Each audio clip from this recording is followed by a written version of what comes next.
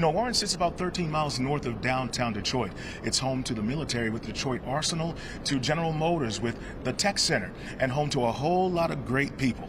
Now, one big issue here in the city of Warren definitely has been leadership. We have covered the city for many, many years, and there has been political dysfunction. There was mudslinging, there was lawsuits, there was infighting, and now there is a new face that is leading the city, and I think residents are really excited about what is next for this community. You know, many of them using the word a new dawn, and the people I spoke to say they hope these newly elected leaders will help give the city government a fresh start. Some neighbors are calling it a new dawn in the city of Warren, Michigan.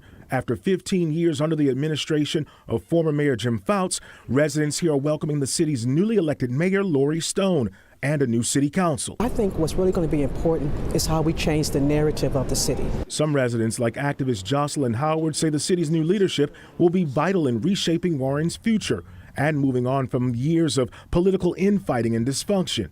We've had a lot of negative publicity. We have a lot of negative things that have happened. We have to be able to retell our story. And for many neighbors who call Warren home, this city's future is paved with possibilities. We have a top-notch administration now in the city that is going to be, even more outgoing in providing outreach and information and public transparency. New District 2 Councilman Jonathan Lafferty says park improvements and recreation options for the youth are among issues he'd like to see the city address. Also, we need to focus on our infrastructure.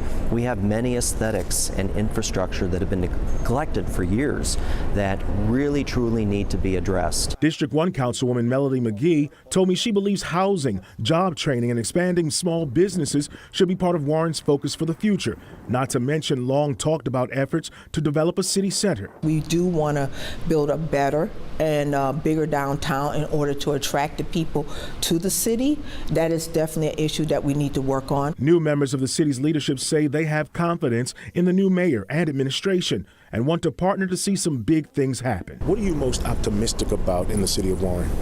We're at a brand new day here in Warren. The old politics are gone, and we have brand new leaders that are really, really excited that they finally get a chance to exercise their voice for the future, for my children, for your children, and for the next generation. We are going to be accomplishing some great things here that are going to, serve our city for generations to come.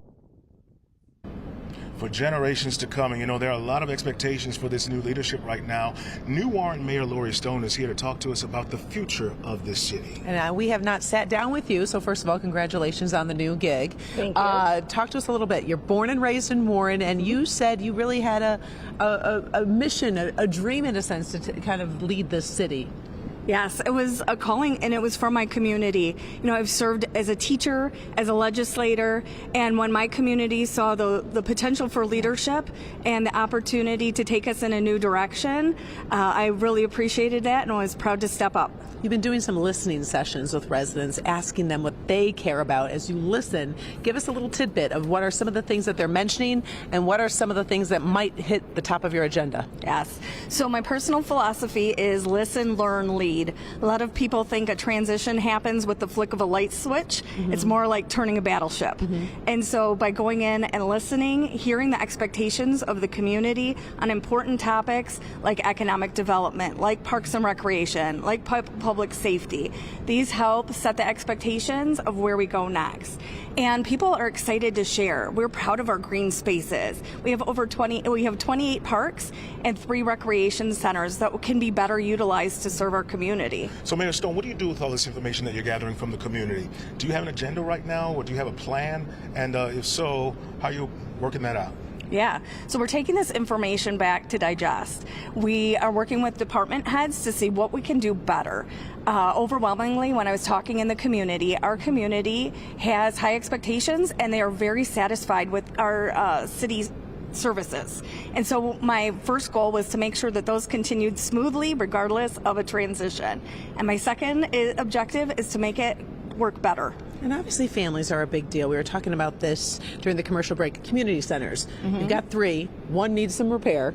So talk to me specifically about what do you think you're going to do with that community center? Yeah. So I think there's a lot of things. So after school programs for our youth is huge. Our kids want something to do. And what I would like to do is reach out to them and hear from them firsthand. Does that look like job preparation? Does that look like social emotional? Does that look strictly recreational? I think there's so many opportunities to offer our young people. Talking to a few of your council members, they are heavy on development. How optimistic are you that you can see more development in the city of Warren? I know downtown has been a big talker for a few years. Yeah, so a downtown was often the focus. One thing that was lacking as part of that vision was making sure more of our residents' voices were represented in that design.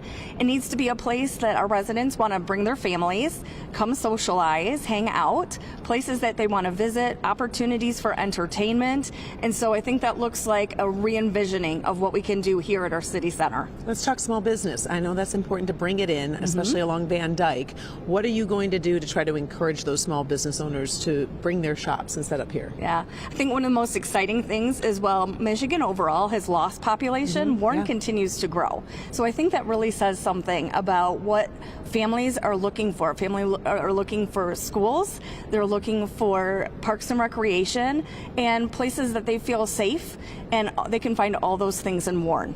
I was going to say, you have one more? Yeah. As we wrap up, is there anything you want the residents of Warren to know who may not have had access to you that you think is important for them to know right now, especially considering the history in the city? Yeah, so my commitment the entire time is to work together.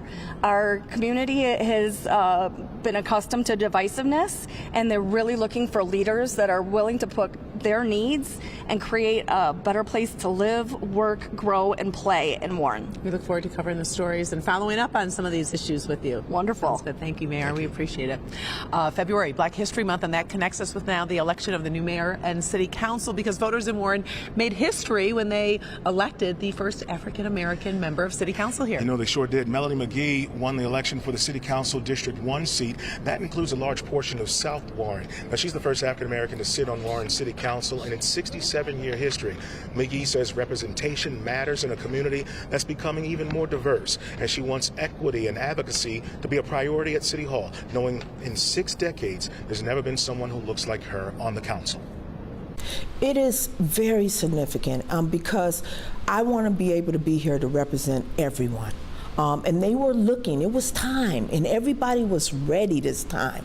I mean, when they went to those polls, those men and women went to those polls with the expectation of change for the better, someone who understands who they are, what they're all about.